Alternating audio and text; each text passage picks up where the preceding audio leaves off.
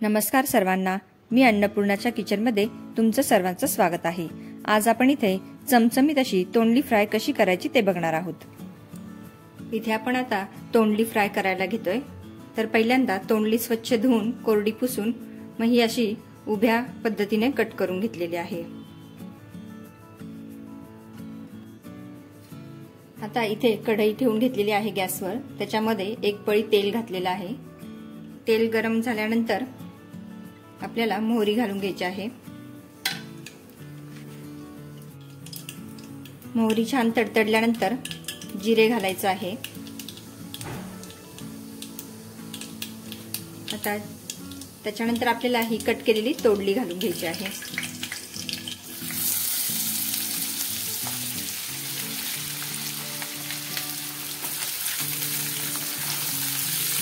तेलामध्ये बरेच जण तिखट किंवा हळद घालतात, पण आपण इथे तसं न करता पहिल्यांदा ही तोंडली तेलावर व्यवस्थित फ्राय करून शिजवून घेणार आहोत। छान अशी परतून झाल्यानंतर तिला हे अशा पद्धतीने पसरवून घ्यायचे आहे। बारीक गॅसवर झाकण ठेवून एक 10 मिनिटे तिला शिजवून घ्यायचं आहे।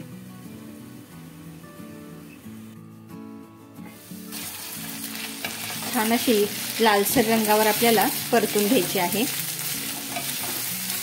मध्ये मध्ये हलवत राहून चेक करायचं आहे। थोडीशी खरपूस केली म्हणजे ती चवीलाही खूप छान लागते। त्यामुळे आणखी आपण इथे हिला लालसर रंगावर परतून घेणार आहोत।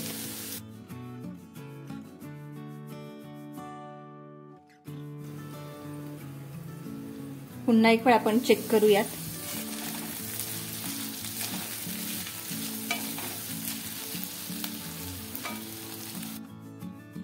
तोंडली हलकीशी ब्राऊन व्हायला लागल्यानंतर इथे मीठ घालून घ्यायचं आहे।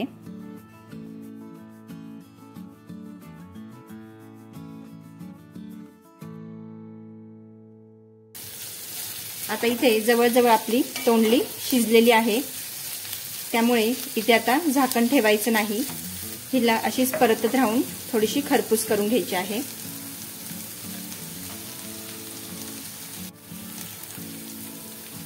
तोंडलीच्या ह्या सुक्या भाजीमध्ये आपण बिलकुलही पाण्याचा वापर केलेला नाही, फक्त तेलावर आपण शिजवून घेतली आहे। तेलावर अशी फ्राय केली म्हणजे खरपूसही लागते आणि जे मुलं भाज्या खात नाही तेही ही तोंडलीची भाजी अगदी आवडीने खातील।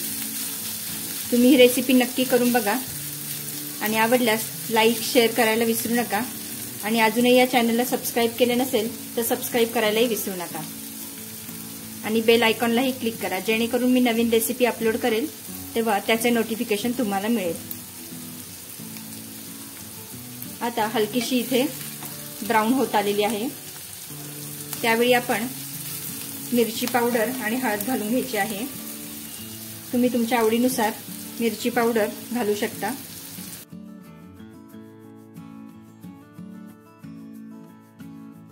इथे मी 2 ते 2.5 लहान चमचे मिरची पावडर घालून घेतलेली आहे।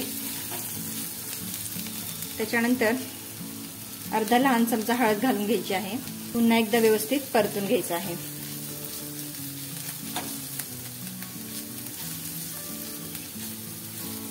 पसरवून घ्यायची आहे जेणेकरून ती सगळ्या बाजूनी ब्राऊन आणि खरपूस होईल। या भाजीमध्ये आपण कांदा, लसूण किंवा टोमॅटो याचा काहीही वापर केलेला नाही, तरी सुद्धा अप्रतिम चवीची अशी ही तोंडली फ्राय बनते। आता छान तोंडली आपली इथे शिजलेली आहे, बघू शकता अगदी इझिली तुटते। आता सर्वात शेवटी इथे नारळाचा चव घालून घ्यायचा आहे। मी इथे ओल्या नारळाचा किस घालते। तुमच्याकडे जर ओलं नारळ नसेल तर सुक्या खोबऱ्याचा किस घातला तरीही चालेल आणि खोबरंही आपल्याला लालसर रंगावर असं परतून घ्यायचं आहे। खोबऱ्यामुळे अप्रतिम अशी ह्या भाजीला चव येते, त्यामुळे खोबरं घालणं आवश्यक आहे। पुन्हा एकदा 5 मिनिटं खोबरं घातल्यानंतर आपल्याला परतून घ्यायचं आहे।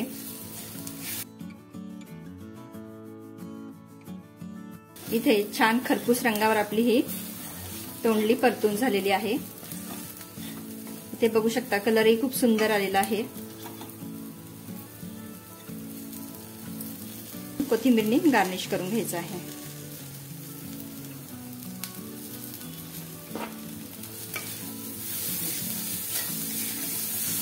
छान अशी तोंडली फ्राय इथे तयार झालेली आहे। गरमागरम सर्व करूयात।